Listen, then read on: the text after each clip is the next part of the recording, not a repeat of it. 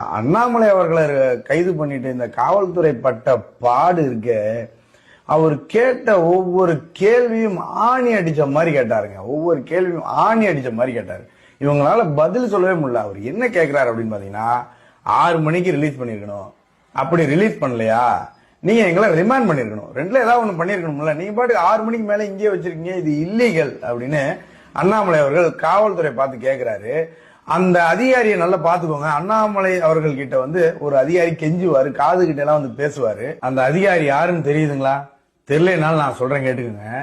நாம் தமிழர் கட்சியின் ஒருங்கிணைப்பாளர் சீமானன் வீட்டுல அந்த காவலாளி அட்டிச்சு அந்த சட்டையெல்லாம் கிழிச்சு வண்டியில ஏத்தினார் இல்லையா, அந்த காவல் அதிகாரி தான் இவர். ஓகேவா? யாரு? அந்த காவல் அதிகாரி தான். அந்த சிங்கம் சூர்யா மாதிரி அங்க வீராப்பு காட்டினார் இல்லையா, அந்த காவல் அதிகாரி தான் இங்க அண்ணாமலை அவர்கள்கிட்ட கெஞ்சிக்கிட்டு நிக்கிறாரு. அவரு கேட்கிற கேள்விக்கு அவங்களால பதிலே சொல்ல முடியல. யாராச்சும் ஒருத்தவங்க ப்ரீவியஸ் அஃபென்ஸ்ல இன்வால்வ் ஆயிருக்காங்கன்னா, யாராச்சும் ஒருத்தவங்க 4 பண்ணிட்டாங்கன்னா தெரியாது, நீங்க தப்பு பண்றீங்க சார், தப்பு சார். கோர்ட்ல ஆர்கியூ பண்ணுவோம் சார், இந்த கேஸ் நீங்க பண்ணி நீங்க கோர்ட்டு கூட்டு போங்க, ஆர்கியூ பண்ணுவோம். நீங்க பண்றதே இல்லீகல். டாஸ்க் 5:30 மணிக்கு கூட்டுறதுக்கு அப்புறம் எப்படி நீங்க 6 மணி 6:30 மணிக்கு கோல் பண்ணுவீங்க சார்?